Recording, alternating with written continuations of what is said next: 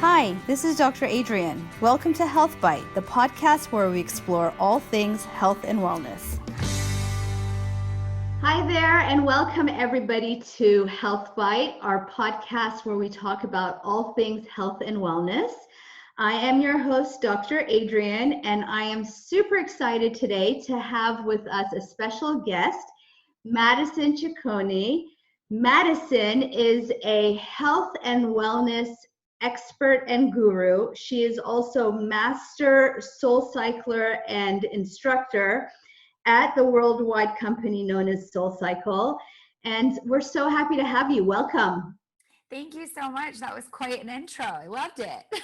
Yeah, I'm so excited and I love to have you today. So you have a really interesting journey, and I always like to start with the question of how people entered this area of health, wellness. What brought you to this space?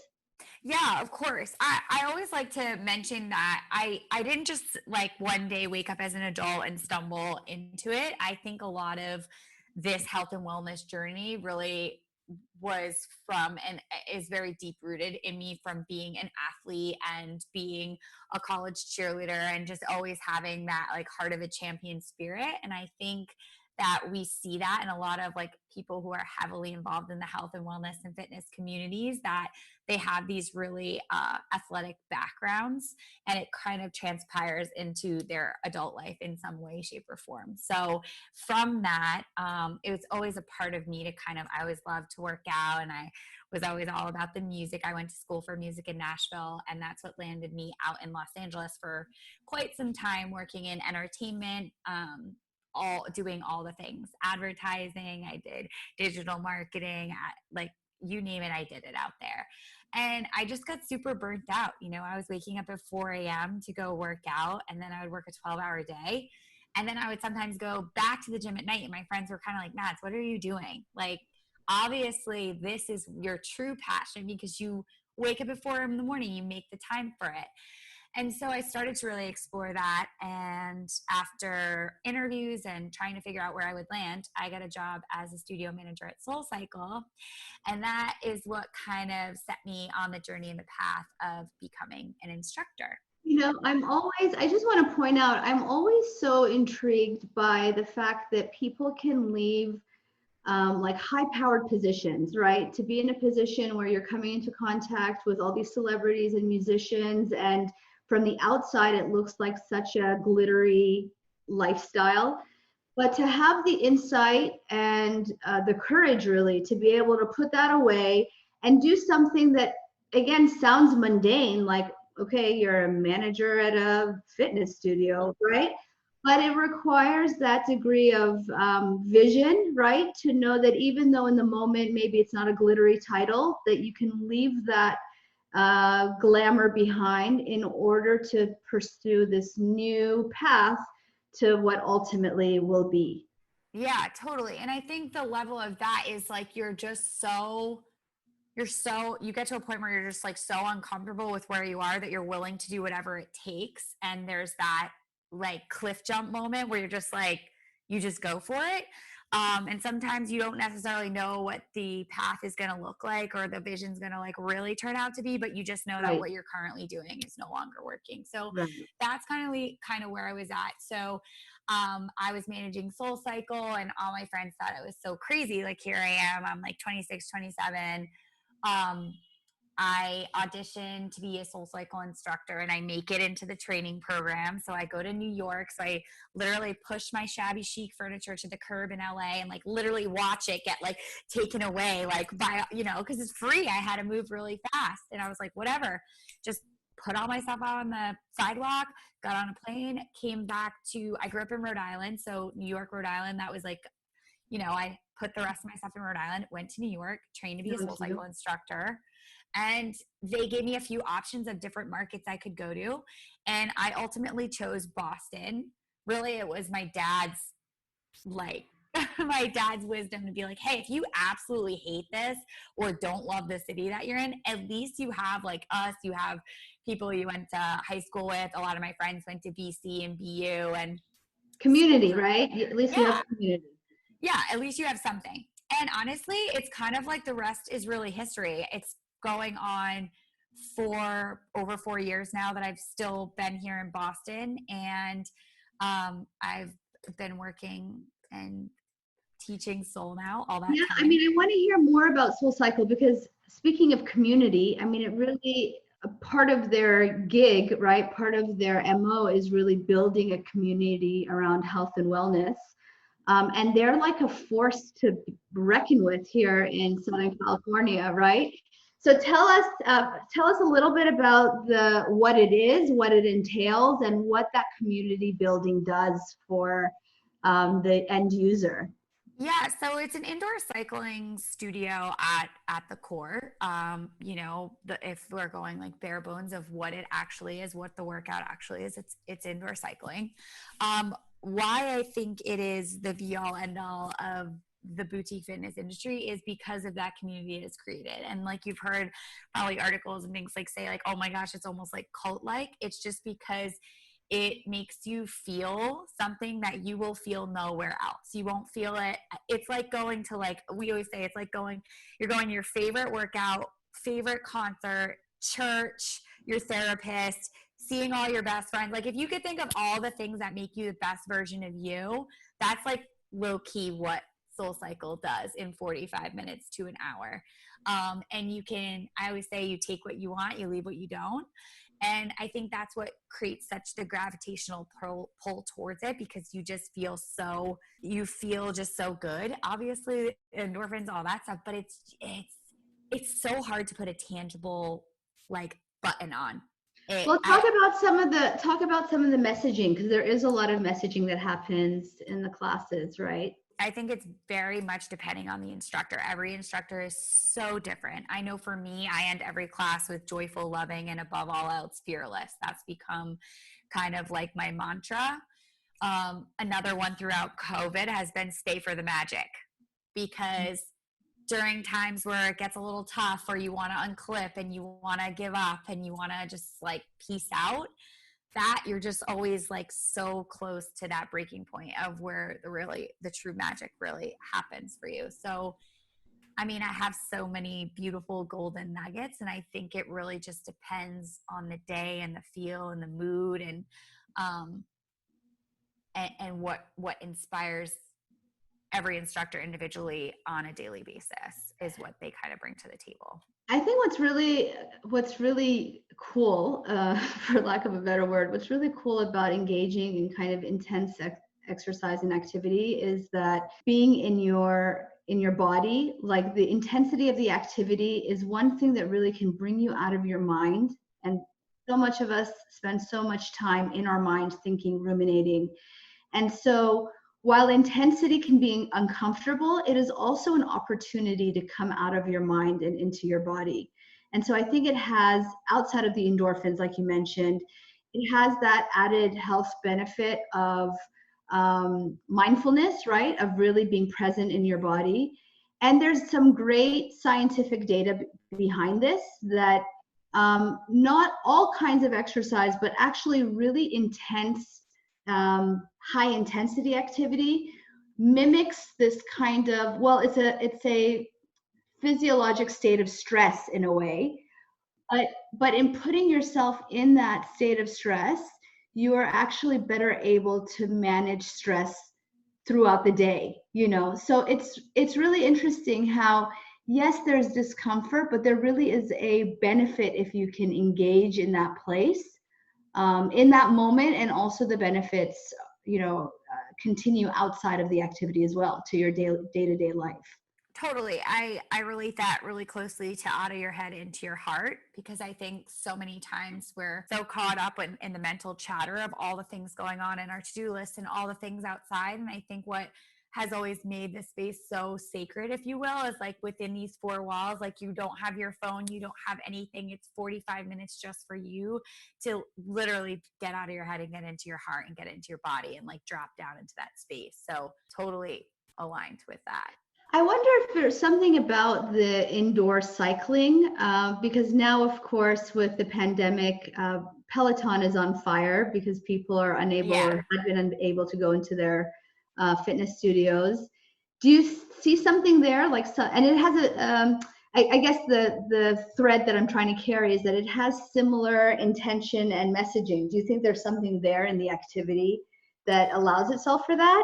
Totally. And just to couple with that is SoulCycle also has their own at-home bike, so it has more of the soul factor to it. I know Mm-hmm. that Peloton versus SoulCycle are two completely different workouts with two completely different, with the way it's structured, the end goal, all that stuff. So I think it's awesome. I don't think anything will ever replace being in a room with 60 other people and feeling the energy that you feel inside those four walls. And I will take that to the grave. Like, you will never experience anything like a live SoulCycle class. There is definitely something in doing any activity in community. And Totally. I've done a few races, like half marathons and, Yep. and marathon. And I think the most powerful aspect of it, outside of just accomplishing it, is really just doing it with others, being in that crowd of thousands of people and doing it in community. So certainly there's something to that for sure. Yeah. Yeah, that's actually something I say a lot in my mindset coaching program is accountability takes the casual out of it, because you're so much less likely to show up for that call, that weekly workout, that daily whatever, when you just have to do it on your own. But when you're being held accountable by others beyond you to be somewhere at this time, do this thing, you're 100 times more likely to actually do it. So I guess the demographic that we're talking about in these classes, whether it's SoulCycle or Peloton or whatever, are people who are already engaged. What do you say to the 90% of the population, and really only 10% meet our physical activity guidelines of a minimum of 150 minutes per week, which is a really tiny amount if you think about it. But I understand that when people aren't doing it or haven't done it, there is a little bit of intimidation there and not knowing where to start. So how do you coach people to get into the game when they aren't engaged already? Oh, I have so many things. I have so many different ways I could dissect that. But I think in general, once we get past high school, college, whatever, I call it the school of life. And you have to be willing to be a beginner, and embrace the suck a little bit, like, dare I say it, because as adults, we get into this thing where we don't want to be good at something. We don't want to be beginners. We don't want to put ourselves out there. We're always so scared of like what it's going to look like, or, getting, I always say the butterflies in the stomach mean you have skin in the game. And I feel like as adults, like, we don't like to do what's uncomfortable. We like to stay in our own thing. And I think to that 90%, you have to get uncomfortable. Like, you're not going to show, it's like if you learned how to play soccer, you're not going to go out on the field and immediately know how to kick the perfect ball or the perfect goal, or, hit the perfect backhand or insert scenario here. You have to embrace being a beginner and kind of laugh at it a little and be okay with not being so perfect, and it's not going to come to you right away, but you have to be willing to show up and try. It speaks to, you mentioned mindset. It speaks to mindset, right? And the difference between maybe a static mindset and a growth mindset, which says that, a growth mindset being one in which you're always open to learn. And in order to be open to learn, you have to know that you don't know. And be okay with not knowing. I would say it's impossible to know what you don't know. And I think that you have to. It is very much that growth versus. So what are some other lifestyle practices or rituals that you engage in? Totally. So one that I'm huge on is morning gratitude practice. And I was never into it. I was always like, this is BS. This is like manifestation, like whatever. It's not a real thing.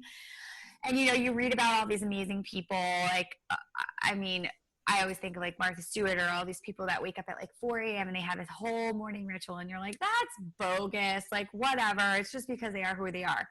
And last November, I attended Rise Business with Rachel Hollis, and I received, literally, it's right here, this journal. Mm-hmm. basically every day you wake up and you write down 5 things you are grateful for, and then 10 goals you're going to make happen over the next 90 days. And I've done it every day since last November, so almost a year now. And I honestly don't understand how it sounds a little crazy, functioned without it, but more so what I was doing daily in my mornings before putting this whole thing to practice. And now I have a whole like morning setup that kind of like puts my armor on for the day before I go out and do what it is I do.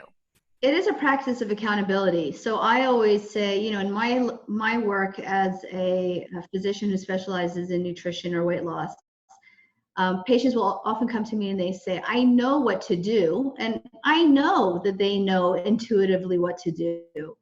And there's no shame in gathering your tribe and having that accountability, right? Or gathering your army, I'd rather say. But there's also something in internal accountability. And that practice that you speak of really helps people be accountable to themselves, which I think it's always two-pronged, you know, having your army, but then also accountability to yourself. So I love that. What is one other thing that you would, since you are a health and wellness coach, what is another lifestyle hack that you, a ritual that you engage in? I have a lot. One that I have, it's like around your phone, because everybody's so obsessed with their phone. And I think COVID has only made that even worse. And one thing is, I have a whole morning practice that I do before I even look at my phone. Because I heard the other day that like 80% of people, when they wake up, the first thing they do is grab their phone and start checking emails or checking messages. And that's a sure shot way to just like start your day, almost like trauma induced. To me, that's like trauma.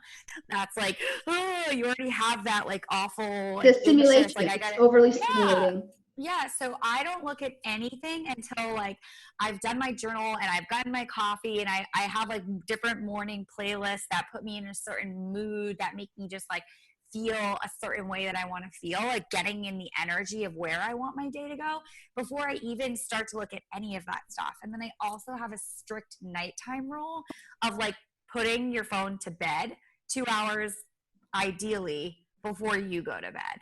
Like, we're done, we're locking it up, especially for someone like myself that works heavily in social media, in marketing, and I am my own brand entity.